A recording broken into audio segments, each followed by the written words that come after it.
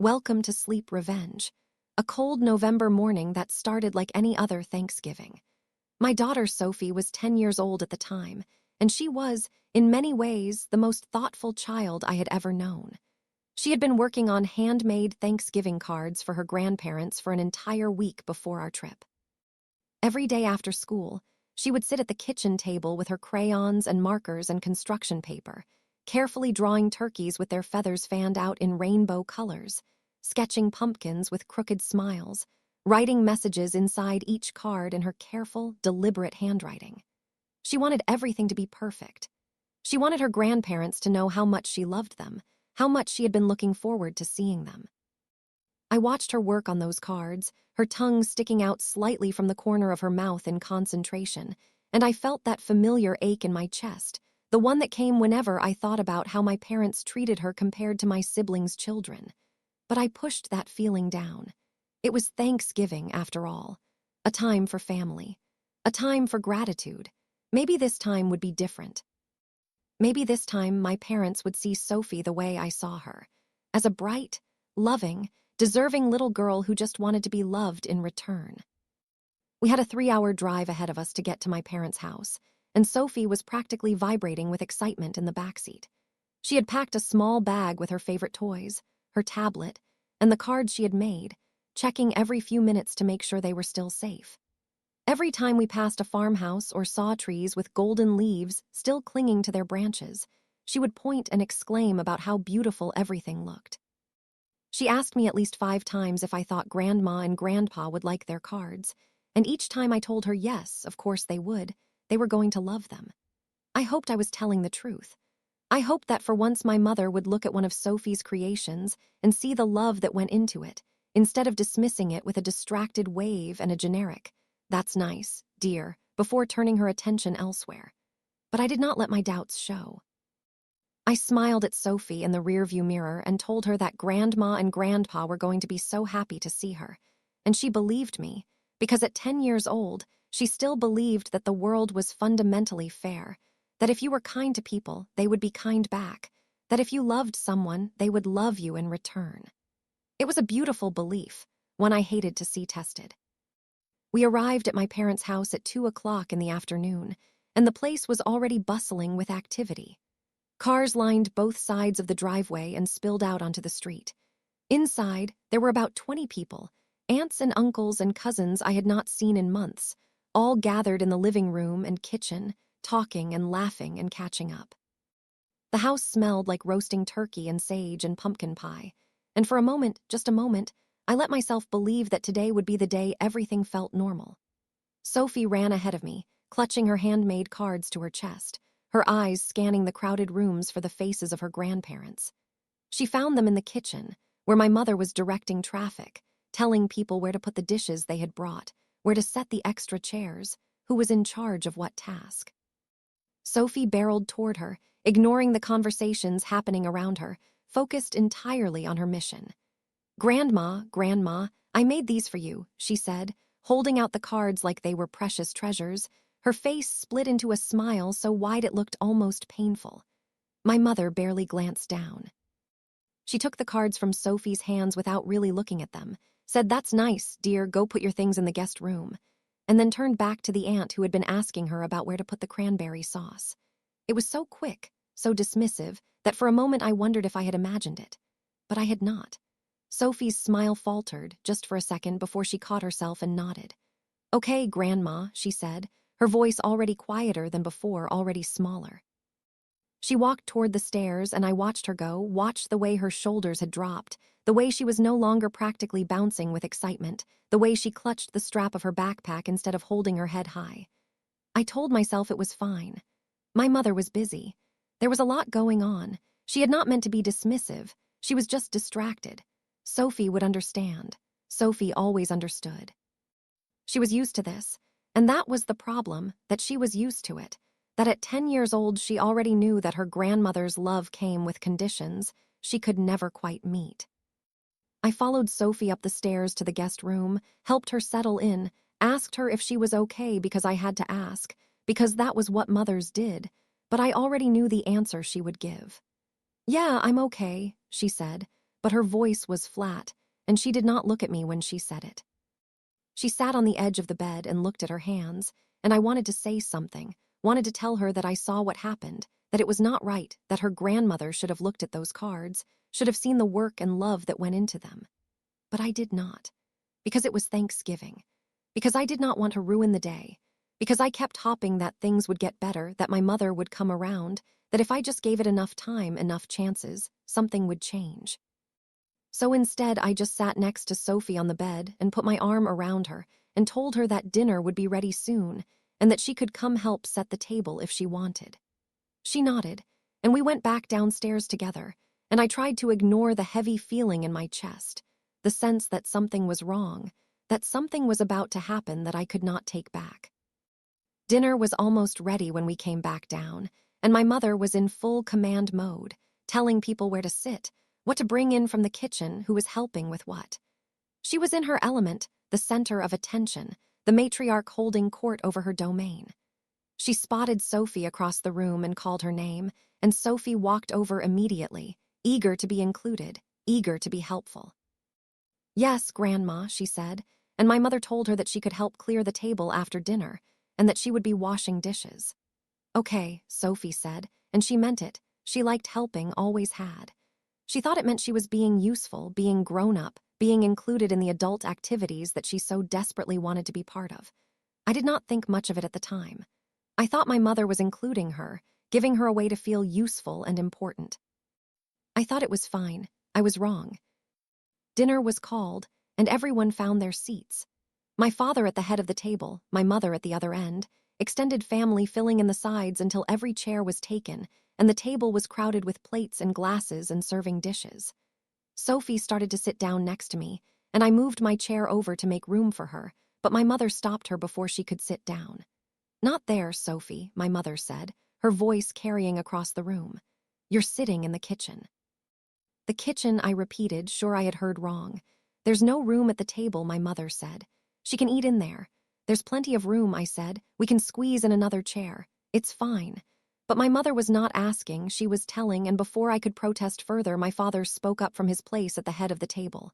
"Your mother said it's fine," he said. "Don't make a fuss." And that was it. That was the end of the discussion. My father had spoken, and in this family, when my father spoke, you listened. Sophie looked at me, and I saw the confusion in her eyes, the hurt, the embarrassment.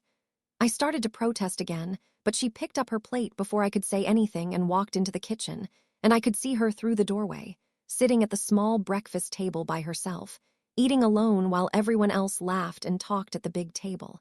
I was not okay with it. Every fiber of my being screamed that this was wrong, that I should say something, that I should stand up and demand that my daughter be allowed to sit with the family. But I did not want to cause a scene. Not yet. Not in front of everyone. I told myself I would fix this after dinner, that I would take Sophie and leave, that I would talk to my parents privately about how inappropriate this was. So I ate quickly, barely tasting the food, just wanting dinner to be over so I could make this right. After dinner, people started clearing their plates, and Sophie stood up to help just like she had been told. My mother handed her a stack of dishes and told her to take them to the sink, and Sophie carried them carefully, slowly, making sure not to drop anything. My Aunt Linda was watching from across the room, and she asked who the helper was, probably trying to make conversation, trying to include Sophie in a way that my mother had not. My mother smiled, and I will never forget the way she looked when she said it. "Oh, that's the maid," she said. The room went quiet. It was like someone had pressed pause on a movie. Every conversation stopped. Every head turned. "The maid," Linda repeated, her voice uncertain. My mother gestured at Sophie, who had frozen in place, the dishes still in her hands, her face going red not from embarrassment but from hurt. "Yes, Sophie," my mother said. "She's helping with dishes." "I thought that was your granddaughter," Linda said. "She is," my mother said. "But today she's the maid." She said it like it was a joke, like it was funny, like she had just delivered the punchline to a hilarious story. A few people laughed, uncomfortable laughs, the kind you give when you are not sure if something is supposed to be funny or not. Sophie just stood there, holding the dishes, staring at my mother with an expression I will never forget. She looked small. She looked young. She looked like she had just learned something about the world that she had not wanted to know. I stood up from my chair. The scrape of the legs against the floor was loud in the sudden silence of the room. "Excuse me," I said. "What?" my mother said, still smiling. "You just called our daughter the maid." "It's just a joke," my mother said. "It's not a joke," I said. "You made her eat alone in the kitchen. And now you're calling her the maid in front of everyone." "Don't be so sensitive," my father said. "She's helping, that's all. She's the only child here who wasn't allowed to sit at the table," I said. "And now she's being called the maid. Because she's helping clean up," my mother said, "like a maid would." "She's 10, I said. "She's your granddaughter, not your servant." My mother's smile disappeared, and I saw a flash of something in her eyes. Was it guilt? Was it shame? Or was it just annoyance at being called out? I still do not know. "I didn't mean it like that," she said. "How did you mean it?" I asked. My mother did not answer. She just looked away, and in that moment, I knew that nothing I could say would make her understand. Nothing I could do would make her see how much she had hurt Sophie, how much she had been hurting her for years. I walked over to Sophie and took the dishes from her hands. I put them on the counter and told her to get her things, that we were leaving. "We just got here," my father said. "And now we're leaving," I said. "You're overreacting," my mother said. "No," I said. "I'm reacting appropriately. You excluded my daughter from dinner, made her eat alone, and then called her the maid in front of the whole family." "It was a joke," my mother said again, but her voice was weaker this time. "It wasn't funny," I said. "And Sophie's not laughing." Sophie was crying now, crying quietly, trying not to make noise, trying not to cause more problems, and that broke my heart more than anything. That she had learned to hide her pain, to make herself small, to apologize for her own feelings. I took her hand and told her to come on, that we were going, and we went upstairs and packed our things and came back down. The family was still there, watching. No one said anything. No one tried to stop us. They just watched as we walked toward the door, as I grabbed Sophie's bag and my own, as we left without saying goodbye. My mother tried one more time. "You don't have to leave," she said. "Yes, we do," I said, "because if we stay, I'm going to say things I can't take back." "Like what?" my father asked. "Like the fact that you've always treated Sophie like she's less important than the other grandkids.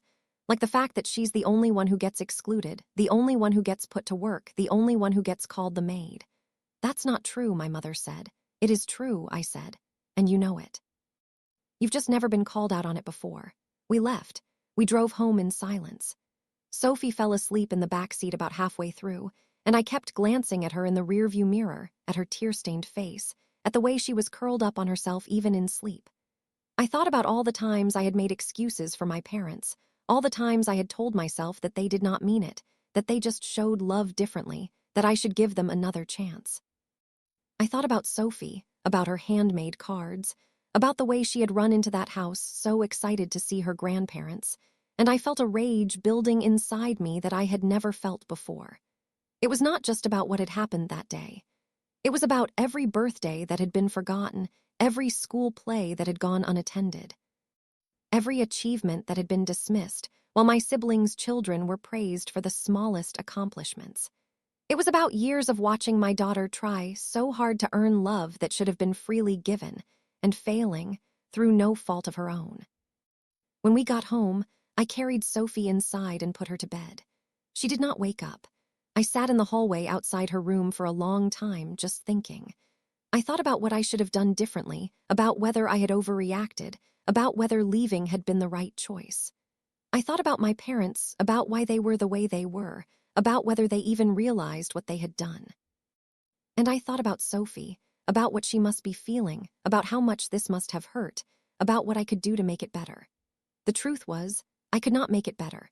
I could not take away the memory of being called the maid, of eating alone while everyone else laughed together, of being treated like she was somehow less than. All I could do was protect her from it happening again. All I could do was show her that I was on her side, that I saw what happened, that I believed it was wrong.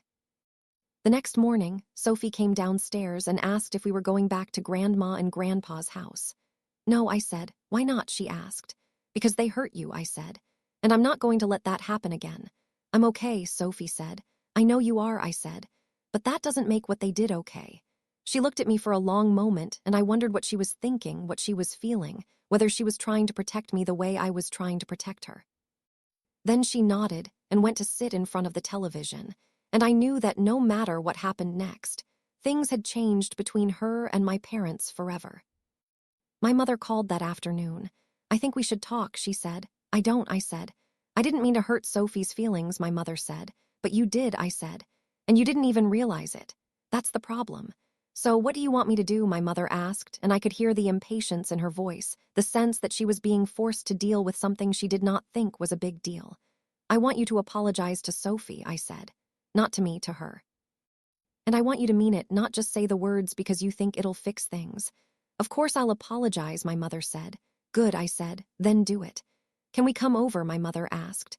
No, I said, not yet. When you're ready to apologize, you can call Sophie, talk to her. Not me, her. My mother did not call that day. She did not call the next day. She did not call for 3 weeks. 3 weeks of silence. While I wondered if she was ever going to reach out, if she had decided that apologizing to her 10-year-old granddaughter was too much to ask, if she had rewritten the events of Thanksgiving in her head to make herself the victim. Finally, she called on a Sunday afternoon. She asked to speak to Sophie, and I handed the phone over. I could not hear my mother's side of the conversation, just Sophie's responses. Okay, I understand, thank you. She hung up. What did she say, I asked. She said she's sorry, Sophie said, for calling me the maid, for making me eat in the kitchen, for making me feel bad. Do you believe her, I asked. Sophie thought about it for a long moment. I think so, she said, but I don't want to go back there yet. That's okay, I said. You don't have to go back until you're ready, or ever if you don't want to. Can I think about it, Sophie asked. Of course, I said. It has been 6 months since that Thanksgiving. We have seen my parents twice, both times at neutral locations, a restaurant, a park, not their house, not for holidays. Sophie is polite, careful. She talks to them, answers their questions, but she does not run to them anymore. She does not make them cards. She does not get excited to see them. My mother has noticed. She asked me about it recently, asked why Sophie is so different now. She's protecting herself, I said. From what, my mother asked. From being hurt again, I said. I didn't mean to hurt her, my mother said. I know, I said, but you did. And she remembers. Will she ever forgive me, my mother asked. I don't know, I said. That's up to her, not me. Sophie is 11 now. She still remembers that Thanksgiving. She still remembers being called the maid. She still remembers eating alone in the kitchen while everyone else sat together. And she has learned something from it, something I wish she had not had to learn at such a young age. She has learned that family does not mean you have to accept being treated badly.